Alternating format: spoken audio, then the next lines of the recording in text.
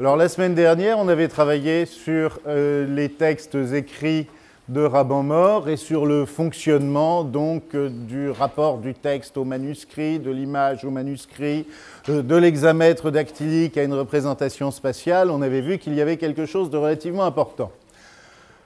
Aujourd'hui, on va faire quelque chose sur ce cours-là qui pourrait paraître comme un excursus, mais qui m'a paru cependant essentiel. Dans la mesure où les troubadours sont inventeurs de deux choses. D'une part, une virtuosité formelle en langue vernaculaire. Je sous-titre, la langue vernaculaire, c'est la langue populaire. D'autre part, c'est relativement anecdotique, l'histoire veut qu'ils aient inventé l'amour. Alors, on va peut-être nuancer, évidemment, l'amour existait avant, il était formulé auparavant, mais il est certain que la poésie des troubadours a contribué à mettre en forme toute une thématique, tout un imaginaire sur lequel nous vivons encore. Je vous donne 2-3 éléments très très rapides.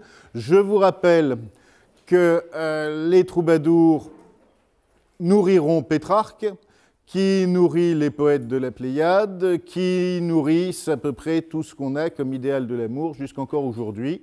Il y a donc une mise en forme de nos inconscients, de nos modèles idéologiques qui remontent aux troubadours. D'où la nécessité de travailler sur ces personnes-là, d'autant plus que, assez généralement, dans le cursus de l'étudiant, de lettres modernes, à Rennes, mais aussi ailleurs, en général, on n'entend pas parler des troubadours et j'ai le sentiment que c'est quand même un peu dommage. Alors, il y a un certain nombre d'idées reçues que je vais essayer d'éviter, un certain nombre d'idées claires que je vais essayer de mettre en place. Les troubadours, quand on évite toutes les choses du genre Georges Brassens, le troubadour des temps modernes. Là, on parle des vrais. Le troubadour, c'est 1070-1300 environ.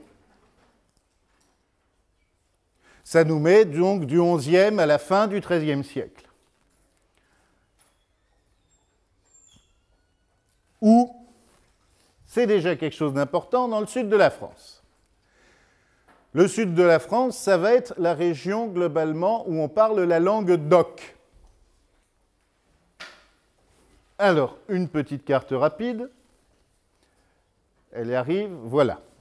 Voilà les pays où on parle d'oc. Vous voyez que ça passe quasiment au niveau de Bordeaux, parfois au sud. Bordeaux est parfois considéré comme un pays de langue d'oïl. Ça remonte jusqu'au sud de Lyon et ça monte dans les Alpes. Là, vous avez l'aire dans laquelle on parle les langues d'oc, qui vont être le poitevin, le limousin, le provençal, le gapençais, l'occitan, éventuellement le catalan ou d'autres dialectes.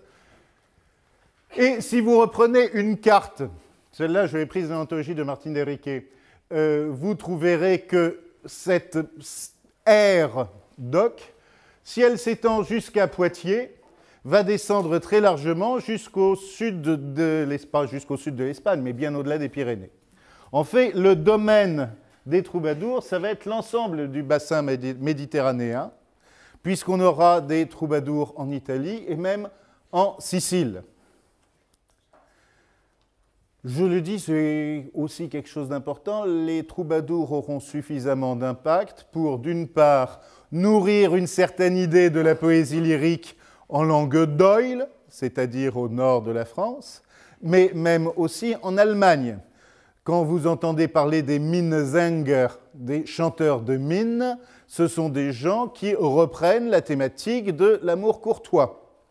Donc vous avez un mouvement qui prend sa base, on va le voir, entre Poitiers et Limoges, pour faire simple, et qui va avoir une ampleur suffisante pour descendre au milieu de l'Espagne, au sud de l'Italie et au nord de l'Allemagne, en traversant la France. Donc, pas absolument négligeable, on est d'accord. Alors, le problème, une fois qu'on a dit ça, où et quand, reste à savoir ce que c'est exactement qu'un troubadour. Alors, on va commencer à Saint-Martial de Limoges. Limoges, vous voyez, c'est dans le centre. C'est une ville de pays d'oc, dans lesquels vous avez une cathédrale, Saint-Martial, qui a une grande importance à cette époque-là, dans la mesure où c'est autour de Saint-Martial et de l'école de Saint-Martial, au cours du XIe siècle, que se développe une nouvelle technique de chant liturgique à partir du trope. Regardez-le, ce petit mot, le trope. À moins d'avoir étudié Fontanier et Dumarsais par cœur, vous ne l'avez pas souvent rencontré. Qu'est-ce qu'un trope? Voilà. À la question, j'apporte la réponse. Le trope vient du latin tropus, ce qui vous réconforte, et qui vient lui-même du grec tropos, on le verra plus loin. Mode, mélodie, ton, chant, façon de s'exprimer. D'où le fait que le trope, on va pouvoir le comprendre comme un ornement aussi bien textuel que musical. D'accord? À partir de cela, on va remonter à l'archéologie du trope. Alors imaginez-vous dans les temps obscurs, quasiment ceux de Raban-Mort, du temps où les hordes normandes déferlent sur notre belle Neustrie, et voilà-t-il pas que quelques moines de Jumièges et de Saint-Vendry sont obligés de se réfugier à l'intérieur des terres et aller jusqu'au monastère de Saint-Gall. Saint-Gall, c'est dans la partie alémanique de la Suisse, donc c'est assez loin des côtes, comme vous le voyez, et ça permet d'espérer un petit peu de calme. Et voici que Notker Balbulus, Notker le Bègue, explique qu'il tombe sur cette technique qu'avaient des moines de Jumièges de donner des astuces mnémotechniques. Alors, je vais vous faire un petit coup de chant grégorien, ça fait toujours plaisir. Vous avez sans doute entendu du chant grégorien. Le principe général du chant grégorien, c'est une syllabe par note, ou une note par syllabe. Credo in unum Deum. Voilà. Le problème, c'est que ça se gâte quand on se met à chanter des Alléluia ou des Amen ou des Kyrie.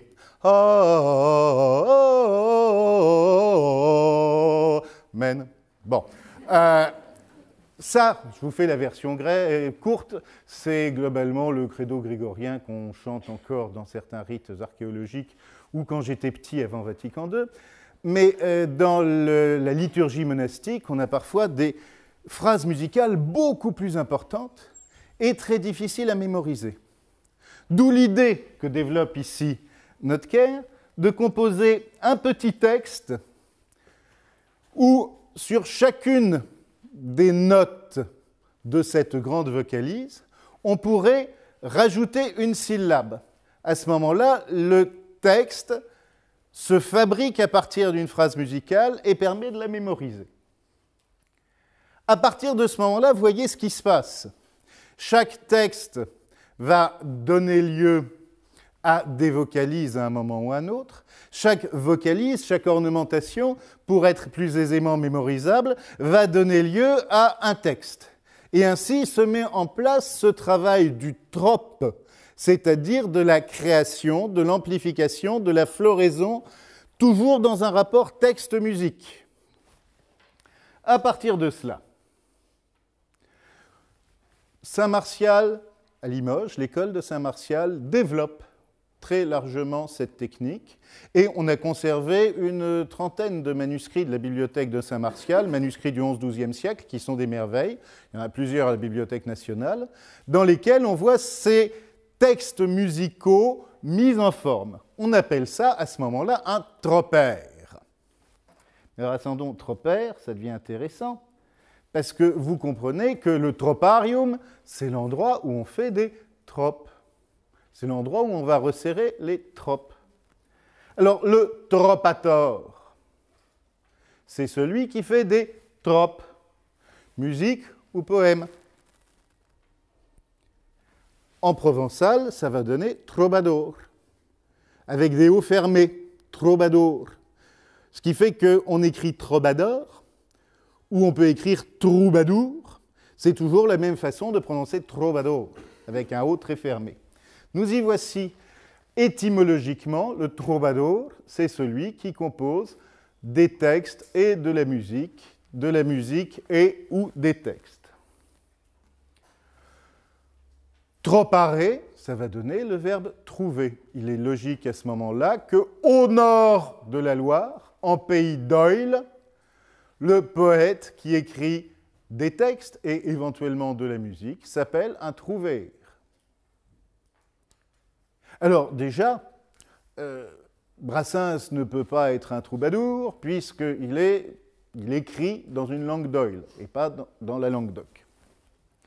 Alors j'en profite pour signaler 2-3 choses qui généralement m'amènent à élever la voix. Il y a un certain nombre d'idées reçues qui circulent sur le troubadour. Le troubadour est un auteur-compositeur. Il fait des tropes. On est d'accord? Il ne fait pas la manche. Il ne chante pas. Très important. Plus important encore, l'image que vous avez eue partout, c'est faux. On est bien d'accord? Et dernière chose qui est en général le corollaire des âneries que j'entends à la suite de ça, non plus. Le premier qui me parle du troubadour qui se balade avec sa guitare et qui fait la manche, je l'assassine. Bon, il faut bien réaliser que là, vous avez une série d'à peu près de lieux communs qui sont de véritables catastrophes et qui vous empêchent complètement de comprendre ce qu'a pu être le troubadour au XIIe-XIIIe siècle. Et j'ai vu des cours d'histoire de la musique donnés par des collègues tout à fait respectables au demeurant qui nous expliquaient que le troubadour allait de château en château. Ben non. Quelques noms de troubadours. Guillaume IX, duc d'Aquitaine, comte de Poitiers. Bien. Geoffrey Rudel, comte de Blaye. Folc, évêque de Marseille. Richard Cœur de Lion, vous avez entendu parler peut-être. Hein, bon, il se battait, il a fait la croisade, il a été prisonnier. Et on pourrait signaler, parmi les gens qui ont composé des chansons en occitan, Frédéric II de Hohenstaufen, empereur d'Occident. Vous croyez que ces gens-là, ils avaient le temps de faire la manche à la terrasse des bistrots?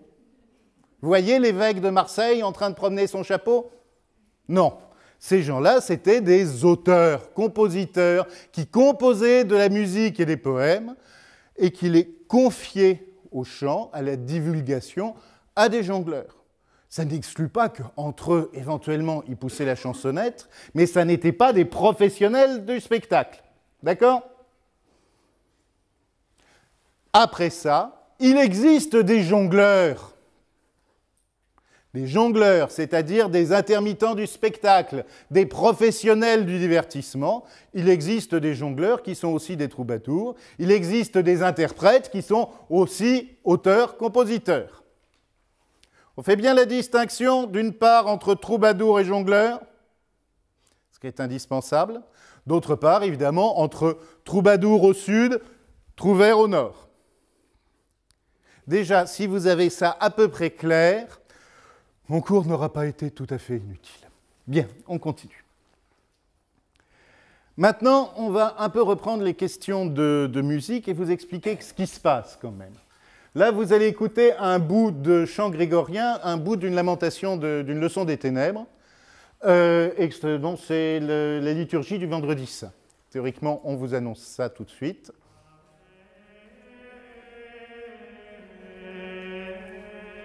Alors, vous vous souvenez du fonctionnement du chant grégorien et surtout des leçons des ténèbres.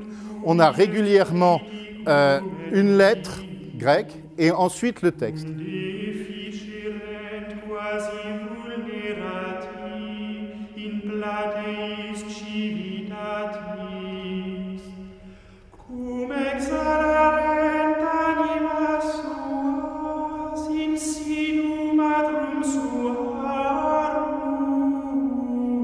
On pourra arrêter là. Qu'est-ce que vous avez entendu? Vous avez bien entendu ce que je vous annonçais, le principe du une syllabe par note, avec de temps en temps sur la fin, là c'était la fin du verset, 3 notes sur la dernière syllabe. On a donc quelque chose de très régulier, de très homogène.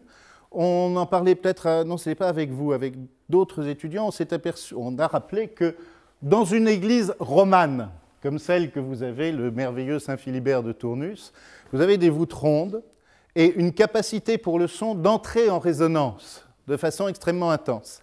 À partir de ce moment-là, il n'est pas possible de faire des mélodies très compliquées, il n'est pas possible de faire une polyphonie, tout simplement parce qu'il reste toujours du son résiduel. L'intérêt du chant grégorien, quand il est bien fait, c'est que justement, à la note que vous entendez se superpose la note précédente qui résonne encore fortement et la note encore précédente qui s'entend de façon plus légère. Vous avez constamment une harmonie dans le chant grégorien qui est due, je dirais, à la résonance, à l'écho qui se trouve dans l'édifice religieux. Si on l'écoute, je dirais, dans un endroit sans écho, on tue l'essentiel de l'intérêt du grégorien. Alors maintenant, on va écouter un bout d'un tropère de Saint-Martial, donc il s'agit d'une petite prose, une Violata Maria, et vous allez voir comment ça se passe. Vous allez pas apercevoir que c'est beaucoup plus riche et complexe. Vous allez vous en apercevoir.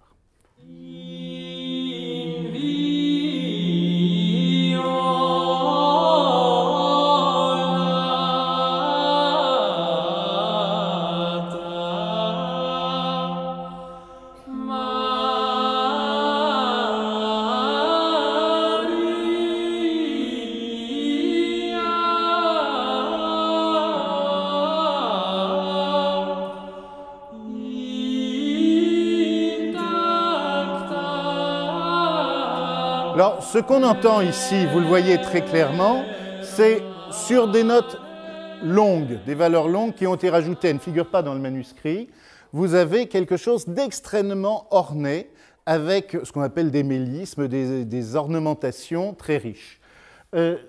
On est, je crois que vous l'entendez très clairement, dans une autre culture. Je précise, bon là on vous a donné un petit exemple, le manuscrit, on peut en voir quelques pages sur le site de la Bibliothèque nationale. Vous avez la façon dont ces mélodies sont notées, c'est-à-dire ici avec des notations pneumatiques, vous voyez tous ces petits points qui sont au-dessus du texte correspondent à des modulations, à des phrases musicales. Alors donc quelque chose de très riche, de très souple, de très varié, qui manifestement provient d'une autre tradition que la tradition grégorienne. Ça vient d'une autre tradition parce qu'il semble très clairement que Limoges a subi l'influence arabe. Alors vous vous souvenez vaguement de Poitiers 735 et de toutes les difficiles relations que l'Occident chrétien a pu entretenir avec l'islam. L'histoire de Roland à Roncevaux montre qu'on a réussi à repousser les Sarrasins, qui sont tantôt des musulmans, tantôt des Basques, un peu n'importe qui, mais enfin, pas des gens comme nous. On a réussi à les repousser jusqu'aux Pyrénées. Et pendant du 8e au 12e siècle, le glacis des Pyrénées, en dessous, ce que les Espagnols appellent la frontera, va être un lieu de bataille, de reconquête lente de la péninsule ibérique par les chrétiens qui s'achèvera à la fin du XVe siècle, mais ça va être aussi un lieu d'échange extraordinaire.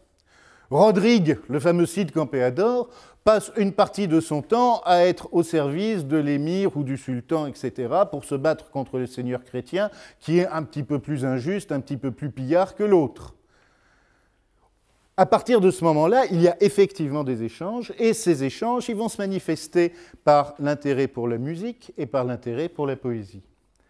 Alors, l'intérêt pour la musique, on le retrouve très clairement. Vous avez peut-être entendu parler des noubas. Alors, je rappelle l'expression « faire la nouba ». Aujourd'hui, vous connaissez tous, vous pratiquez assidûment, c'est faire la fête.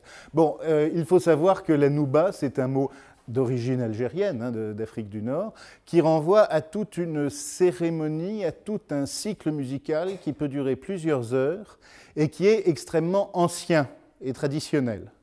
Quand on écoute une nouba arabo-andalouse, on est dans une musique qui se chantait déjà au XII-XIIIe siècle et qui est quelque chose d'extrêmement élaboré. Dans ces structures de nouba, vous avez des strophes et des poèmes relativement compliqués, donc les mouvasharat d'une part, et d'autre part un système strophique relativement complexe. Je vous en donne un exemple là sur le strophe qui suit. Vous voyez, on a fait une transcription en caractère romain du texte arabe. Ce que vous constatez, c'est un système de rimes A, B, et ensuite on a une rime orpheline qui va fonctionner en refrain. Ça, vous l'avez chez les textes des premiers troubadours. Mais ce qui m'intéresserait, ça serait qu'on écoute un petit peu ce qui se passe dans une moussawasha algérienne.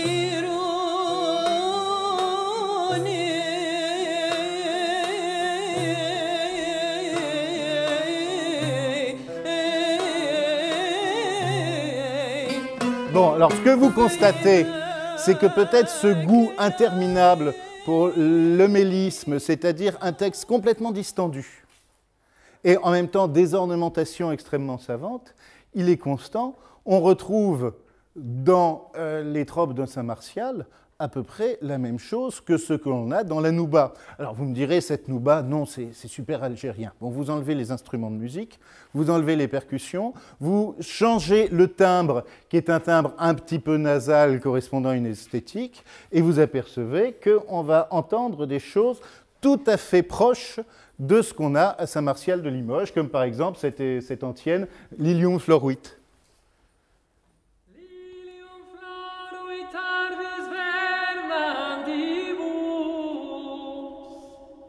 Que fons de Libano linfis regantibus,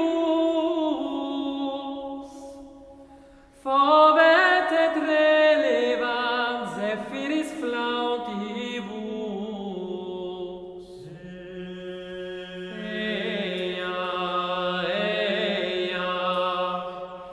Eia grex in pascuis saluda tuberimis, et sequantur agmina agnum inter lilia. Je crois que vous entendez assez clairement qu'on est dans ce type de musique qui est tout à fait convaincant. Et si on écoute maintenant d'autres exemples, je faisais défiler par derrière des illustrations qu'on a dans des manuscrits de Saint-Martial qui sont intéressantes. Les manuscrits de Saint-Martial, théoriquement, ça renvoie à la musique religieuse. Et quand vous voyez des petits bonshommes qui jonglent, d'autres qui jouent de la harpe, etc., ça veut dire qu'il y a vraiment une intrication de la musique religieuse et de la musique profane. Écoutons maintenant la tentative de reconstitution qu'a fait Brice Duisy d'une canso de troubadour de Guillaume IX d'Aquitaine, le tout premier. Poste de chantar.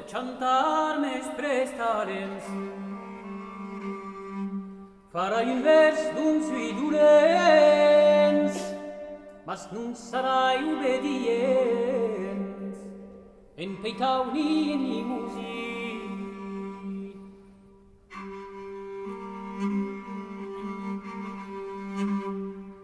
Avec Saviel, vous apercevez qu'on est déjà assez proche, en fait, de l'univers arabe des Noubas. Voilà, alors ça c'était le premier élément que je voulais vous poser, sur lequel on aurait pu insister davantage si on avait eu le temps, sur le fait que la thématique musicale, vous voyez qu'elle est parente, la thématique textuelle aussi. Il y a une sensualité dans la musique arabe, il y a une sensualité dans les chansons edjaliques qu'on a pu conserver, qui est tout à fait comparable à celle que l'on aura chez les troubadours. Mais cette influence arabe ne suffit pas à expliquer proprement tout l'univers des troubadours. Qu'y a-t-il d'autre?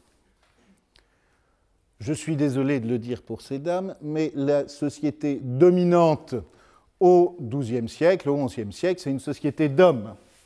Et pas n'importe quels hommes, les guerriers. Vous vous souvenez de la distinction traditionnelle entre les guerriers, les prêtres et les paysans. Il est évident que ce sont là les guerriers qui commandent. Et qui commandent des endroits extrêmement importants. Regardons ce qui se passe un peu dans le sud de la France, le château de Quéribus, qui est quand même quelque chose de fabuleux. Avouez que si on a oublié le sel, c'est un peu impressionnant. le château de Montségur. Désolé, ma photo est en noir et blanc, mais vous voyez quand même l'importance de ces forteresses.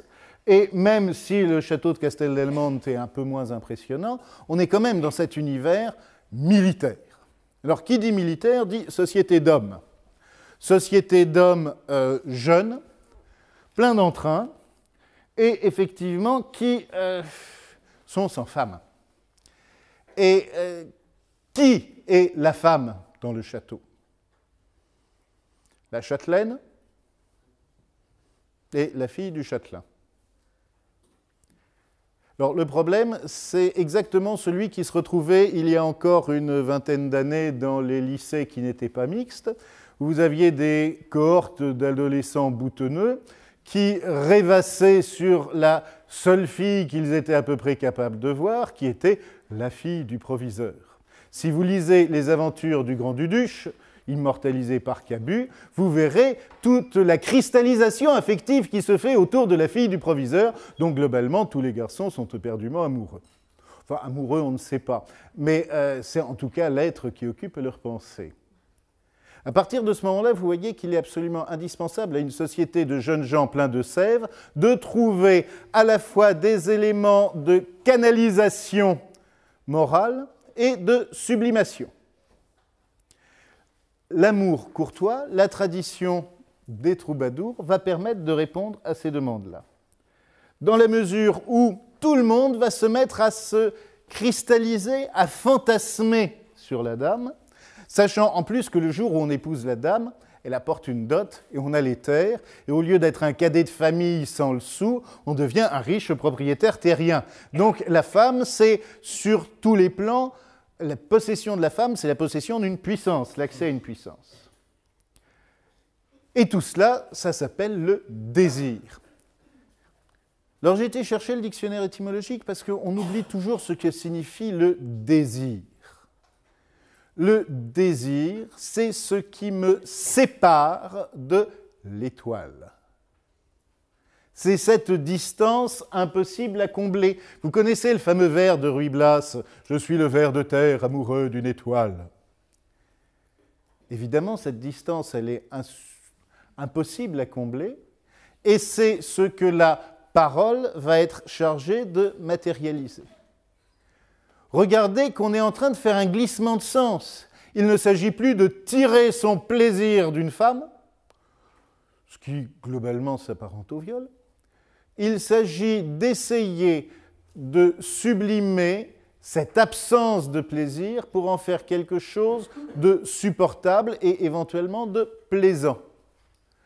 Le désir devient l'espace qui me sépare de mon assouvissement, espace que j'essaye de meubler, d'arpenter par la musique, par la parole, par le chant, par l'exploit. La femme est au-dessus de moi, j'essaye de la mériter, d'où le fait que parmi les dimensions des troubadours, il y a toute la dimension du meliorar, M-E-L-H-U-R-A-R, l'idée que l'on doit s'améliorer pour être digne de la dame. Vous voyez qu'on est dans une situation où le désir, tout simplement la pulsion, allez, on va le dire franchement, le rut, va être réorganisé de façon à améliorer une société, à la civiliser, à la polisser et à l'amener au mieux de ce qu'elle est capable d'offrir.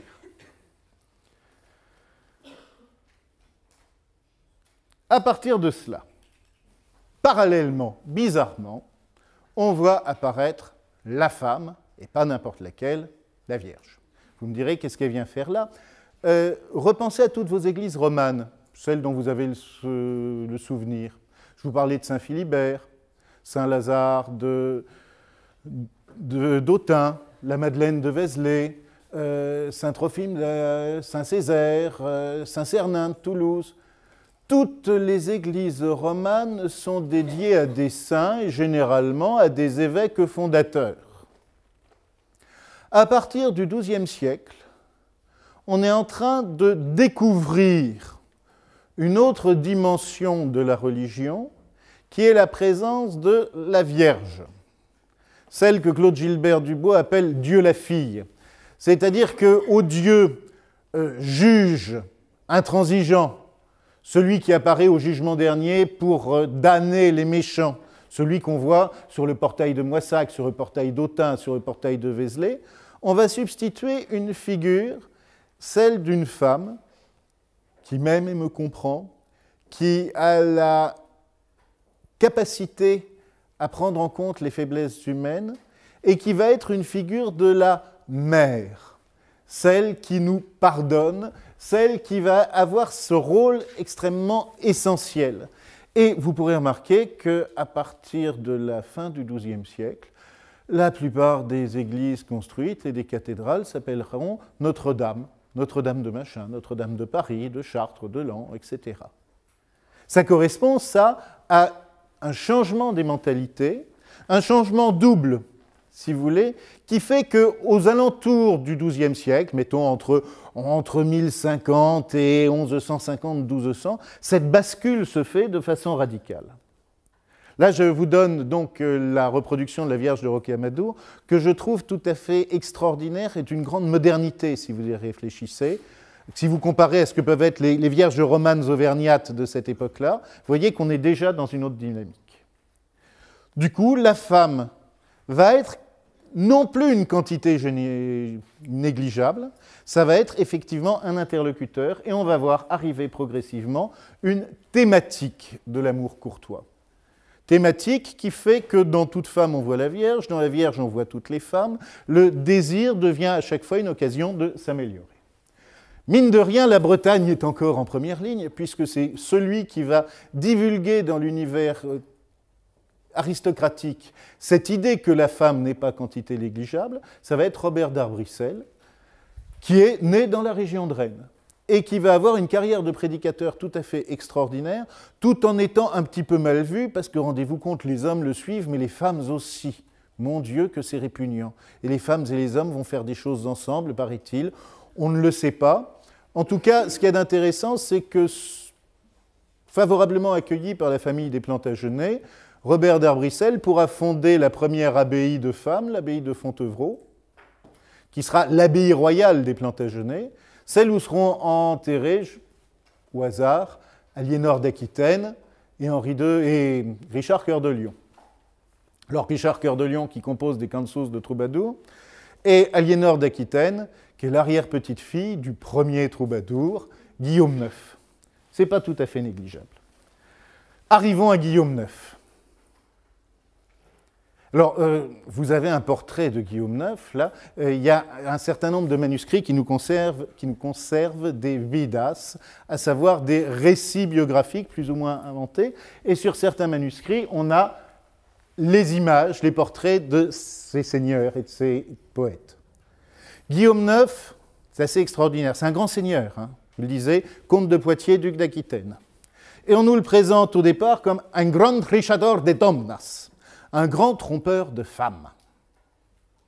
Et il a des textes tout à fait admirables sur la façon dont il se fait passer pour muet, et qu'il arrive ainsi dans un château où se trouvent 3 jeunes femmes, 3 sœurs très belles et très vertueuses, qui se demandent, est-il bien muet ce garçon? Il est bien fait, mais est-il bien muet? Alors, elles vont faire un test pas tout à fait sympathique, lui prendre un chat sauvage et le lui passer dans le dos, toutes griffes acérées, et le jeune homme est tellement muet qu'il ne dit rien. Moyennant quoi, les 3 dames sont rassurées et vont pouvoir tirer de lui tout le plaisir dont elles sont frustrées depuis si longtemps. Vous voyez qu'on est tout à fait dans l'amour courtois. Au bout de 15 jours de ce régime plein d'entrain, Guillaume IX raconte qu'il rentre chez lui et se met à raconter l'histoire. Bon. On est dans l'histoire du Trichador des Domnas. Vous avez une autre canso de Guillaume IX qui raconte qu'il a 2 beaux chevaux, 2 belles juments. Une blanche qui bat l'amble, etc., une noire qui cavale, etc. Et il fait une description enthousiaste de ces 2 chevaux en se tournant vers le public et en disant « Dites, lequel dois-je préférer ? Laquelle de ces montures dois-je préférer, de dame machin ou de dame Arsène ?» C'est-à-dire de mes 2 maîtresses que j'ai représentées sous la figure de juments et de cavales enthousiastes. Bon, j'aime bien ce genre de truc parce que ça casse l'ambiance, manifestement. Vous demandez un peu où vous êtes. l'amour courtois, ça n'est pas quelque chose qui sort comme ça. C'est au départ quelque chose qui va être fabriqué à partir de textes, on va le dire gentiment, pleins de sève. Guillaume IX, c'est le premier des troubadours, ou plus exactement, c'est le premier troubadour dont les œuvres nous soient conservées. Comme il était comte d'Aquitaine, comte de Poitiers, duc d'Aquitaine, il a effectivement toute raison pour qu'on conserve ses œuvres. Il y en avait sans doute avant. Mais c'est à partir de lui que les choses vont se mettre en place. Mais si vous regardez ce texte, dont on va peut-être pouvoir écouter un petit peu la façon dont Brice Duisy le chante en arrière-plan, si vous écoutez ce texte, qu'est-ce qu'il dit? Je vais faire un vers, un poème, de pur néant. Il ne sera ni sur moi, ni sur les autres. Il ne parlera pas d'amour, ni de jeunesse, ni de rien d'autre, car je l'ai inventé, je l'ai fabriqué, en dormant sur mon cheval. Je ne sais pas quand je suis né, je ne sais pas si je suis heureux ou malheureux, si je suis étrange, étranger ou intime, je ne sais pas, et j'ai été enchanté de nuit sur une haute montagne. Et le texte continue. Je ne sais si je me suis endormi ou si je veille, et je ne sais pas si je suis heureux ou malheureux.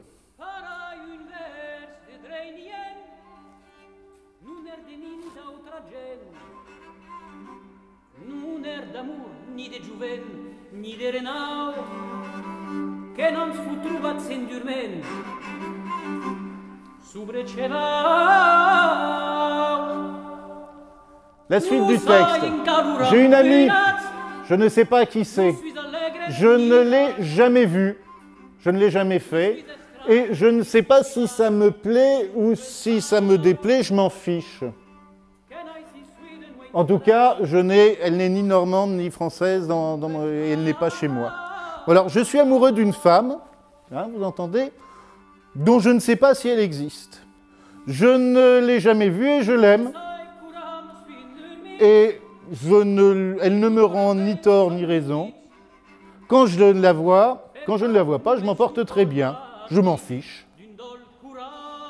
Mais je n'en sais pas de plus belle et de plus noble et qui vaille davantage.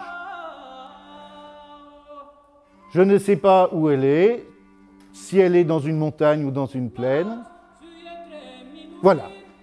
Et après, on termine par « j'ai fait le vers, je ne sais pas de qui, et je l'envoie à celui qui l'emmènera plus loin, vers Poitiers, et qu'il transmette la contraclao, la contre-clé. » Alors, si vous regardez notre texte, il fonctionne très exactement comme une sorte de petit coffre hermétique, où on commence à nous parler d'amour, en disant très bien, et c'est ça qui me paraît important, « je suis amoureux d'une femme », dont je ne sais absolument pas si elle existe ou non, et à la limite, je m'en fiche. Et, malgré tout, il y a peut-être une clé à tout cela. Alors, ça vous amène peut-être, si vous repensez à l'histoire, à réfléchir un petit peu à la façon dont s'organise la poésie lyrique jusqu'au XVIe siècle. Quand Ronsard est amoureux d'Hélène de Cassandre ou de Marie, Marie, Hélène ou Cassandre n'ont d'intérêt que dans la mesure où elles servent de déclencheurs poétiques. Ce ne sont pas des dames dont il est éperdument amoureux. Il l'est peut-être, mais ce qui importe, c'est de manifester l'absence qui les sépare par cette poésie. Ici, le premier texte que l'on ait, enfin un des textes qu'on a du premier troubadour, revient très exactement à dire « Je parle d'une femme dont je ne sais pas si elle existe, et à vous de vous débrouiller, savoir s'il y a une clé, s'il y a une contre-clé, on s'en fiche. Ce qui compte, c'est que j'ai fait un vers de Dreitnien, et j'ai réussi en dormant à vous mettre dans un état un petit peu différent. » J'aime bien ce texte de Guillaume IX parce qu'il met dans une certaine perspective. Et la deuxième chose que l'on croit souvent, c'est l'idée du troubadour. Alors ça, on doit ça non pas à Brassens, mais à Viollet-le-Duc, à Victor Hugo, le troubadour aux genoux de sa dame en train de lui conter fleurette. J'ai l'impression qu'on a tous vu cette image-là dans des adorables petites gravures 19e. Le troubadour est-il sincère? Alors ça, il y a toute une rhétorique. Et la rhétorique, elle travaille dès le XIIe siècle. Est-ce qu'on peut écrire de vraies et belles chansons d'amour si on est amoureux ou si on n'est pas amoureux?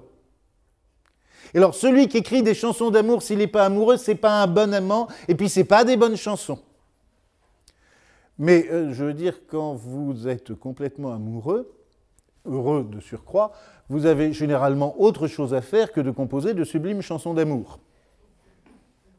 Hein, je pense là encore à Brassens et à sa façon de faire le blason du con et de dire qu'il y a d'autres façons de lui rendre hommage et que je les connais. Là, on est dans une dynamique où la question va être celle de jouer la sincérité. Il faut que le poète, à froid, soit capable de se remémorer ses émois amoureux pour les transcrire avec la plus grande vraisemblance, le plus grand métier, s'appuyant non pas sur une sincérité immédiate, mais sur une sincérité, je dirais, mémorielle. Alors, une belle histoire quand même, parce qu'il en faut une. L'exemple de Geoffrey Rudel. Vous avez entendu parler de Geoffrey Rudel, l'histoire en est touchante et lamentable. Il a écrit une très très belle canzone qui est « L'encan les Jones sont longs en mai ». Quand les jours sont longs en mai, j'ai beaucoup de plaisir à entendre le chant des oiseaux au loin. Et quand je suis parti de là, je me rappelle un amour de loin. Et je vais malheureux en Bronx et Clis, etc. Et rien, ni les champs, ni les fleurs d'aubépine ne me plaisent, pas plus que l'hiver gelé. Voilà. Ce qu'invente Geoffrey Rudel dans ce texte, c'est l'amour de loin, l'amour de l'on. Et qu'est-ce qu'il dit tout simplement? Qu'un jour, il verra cet amour de long, vous l'avez dans la deuxième strophe. Mais pour un bien qui m'arrivera, j'en aurai deux souffrances, car elle est très loin. Ah, si je pouvais être un pèlerin, de façon à arriver jusque chez elle et de voir ses beaux yeux et d'être vu par elle. Et le texte continue. Ah, qu'est-ce que je serai heureux quand je la verrai et je lui demanderai pour l'amour de Dieu, l'amour de loin. Et s'il lui plaît, je me logerai près d'elle, même si je suis de loin. Alors, ce sera de belles paroles quand nous devrons nous séparer. Et le texte continue, Irat se gausens man parrei, je m'en irai à la fois souffrant et heureux de l'avoir vue. Voilà une belle canzone qui se continue, je crois encore sur Deleuze. Jamais d'amour je ne jouirai si je ne jouis de cet amour lointain, car je n'en connais pas de plus noble ni de meilleur, et je n'en vois d'autre pas, en nulle part, ni de loin ni de près. Donc voilà l'histoire de Geoffrey Rudel. Et cette canzone, elle est tellement belle, elle marque tellement les poètes et les troubadours, qu'ils ont décidé de raconter la vida de Geoffrey Rudel. Cette vida, vous la voyez, Geoffrey Rudel de Blaia, si faut moed gentis homme, et fum princes de Blaia.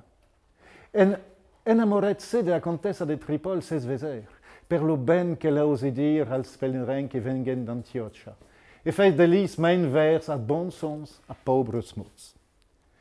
Voilà que notre Geoffrey Rudel est amoureux de la comtesse de Tripoli.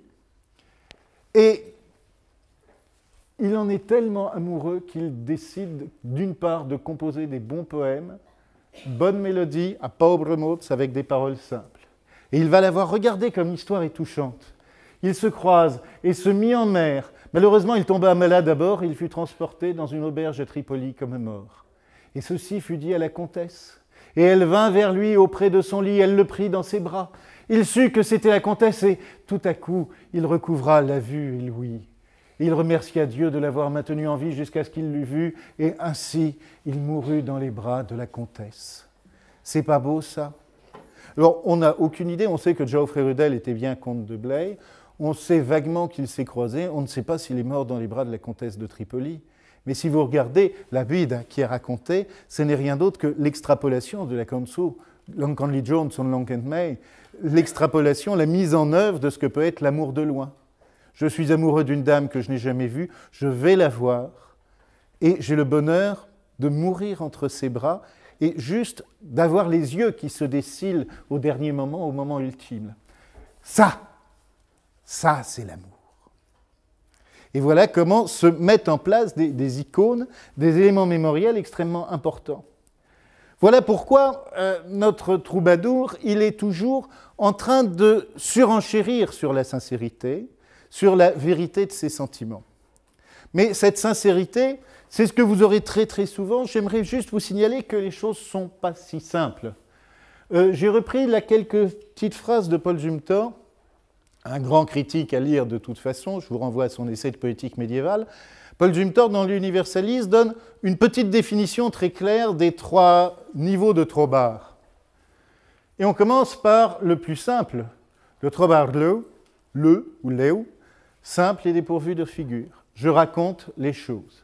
Et c'est effectivement ce que fait Geoffrey Rudel, sur des mélodies simples. Et à part ce concept d'amour de l'ogne, qui est peut-être un petit peu difficile, tout se comprend de façon très très simple. On n'a pas l'impression qu'il y ait une difficulté extrême.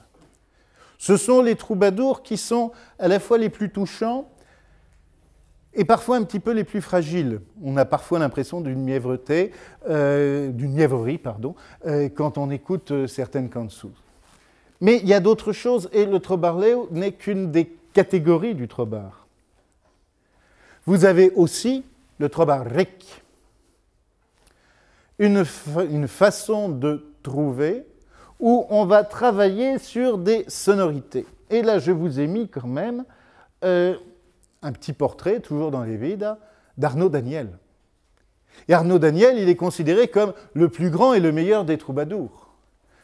Quand vous lisez l'œuvre de Dante, vous voyez Arnaud Daniel dans les Enfers, parce qu'il a fait de trop belles poésies sur certains points, et vous le voyez cité très régulièrement dans le De Vulgari Eloquentia, toujours du même Dante, où on le considère comme le modèle absolu. Pour vous donner un exemple rapide de la poésie d'Arnaud Daniel, ce texte-là, qui ne vous paraît pas si compliqué que ça, mais Laura Mara, faz boev brancux clarzie, quel douze espèces a frelia eslets bex, del ausel ramens de babsit mu, pars et non pars, perché me force per far redir placer a magni per lei, qui m'averats bat out, tontem mourir, si l'enfance nous assomme. Alors, regardez un petit peu le texte, vous apercevez qu'il y a des systèmes d'écho de rimes extrêmement complexes. Vous le voyez. On a ainsi une strophe très élaborée, mais cette strophe très élaborée peut se résumer, peut se ramener à une série d'alternances de décasyllabes et d'octosyllabes. On se retrouve avec un texte qui peut, d'une certaine façon, se composer et se décomposer. Et en plus, je reprends la citation de Martin Derriquet qui est en dessous, on a une expression très complexe, ce qui fait qu'il y a des choses à chercher, il y a du sens à chercher, il y a une complexité formelle extrêmement élaborée à mettre en place. Ça, c'est l'exemple du trobarric. Arnaud Daniel sera l'inventeur, entre autres, de la sextine, dont je vous parlerai non pas la semaine prochaine, mais dans 15 jours, ou après les vacances, je ne sais plus, ce qui est une forme extrêmement riche et qui aura toute une série de conséquences. Dernier trobar, celui qui va m'intéresser évidemment, c'est le trobar clos. Le trobar clos, hermétique. Celui qui réclame une clé d'une certaine façon. L'obscurité des métaphores, clôture du sens, là c'est la formule de Zumthor. Et on considère qu'il s'agit d'un art consistant en la simultanéité des jeux d'opposition et d'un mouvement d'intégration des contraires. On va avoir pour cela l'exemple absolu qui sera celui de Rimbaud d'Orange, sur lequel on travaillera la semaine prochaine. Une petite parenthèse toutefois sur ce que peut représenter le trobar clos. À partir du moment où un texte est complexe, voire difficile, se démultiplient les lectures ésotériques. Depuis à peu près une centaine d'années, On a traditionnellement le discours selon lequel les troubadours, oh là là, c'est beaucoup plus compliqué que ce qu'on veut croire. D'ailleurs, il y a des secrets cathares, il y a quasiment la clé du trésor caché de Montségur à l'intérieur des poésies des troubadours. Et en fin de compte, quand ils chantent la Vierge, ils chantent la déesse, machin, etc. Alors, s'il vous plaît, on se calme. Tout ce qui a pu s'écrire sur les troubadours relève en général de l'illumination, un peu, je dirais, ce qu'on appellerait le syndrome Da Vinci Code. Ça fait 50 ans, 100 ans qu'on a des grands canards, des grands canulars qui tournent comme ça et que les gens prennent souvent au sérieux, ou pas tout à fait au sérieux.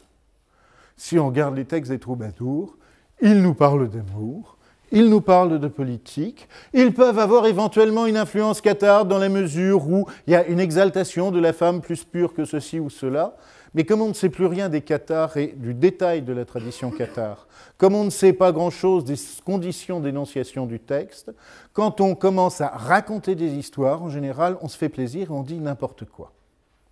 J'insiste sur cette donnée-là, on peut lire les textes. J'ai entendu il y a une dizaine d'années une analyse qui avait été, elle, un petit peu plus intéressante, qui montrait que certains textes pouvaient être recompris dans des perspectives alchimiques. Mais alors, attention, ça nous mettait en Provence, au milieu du XIIIe siècle, dans des milieux judéo-comtadins, au moment où l'alchimie et la Kabbale émergent des communautés juives et peuvent éventuellement avoir une influence. Il y avait un très bel article sur une kansu qui commence par Alunal lutzuna luna lutens, Alunel, lui, une lune luisante. Et à ce moment-là, ça pouvait être considéré comme éventuellement un écho d'incidences alchimiques. C'est la seule démonstration convaincante que j'ai eue. Il se peut qu'il y en ait d'autres, mais je ne pense pas qu'il y en ait beaucoup. Alors, le Trobarclus, il se contente d'être un peu opaque, mais il n'est pas forcément hermétique. Vous ne trouverez pas le secret des Templiers. Et on va vous donner donc cet exemple d'une canso de troubadour.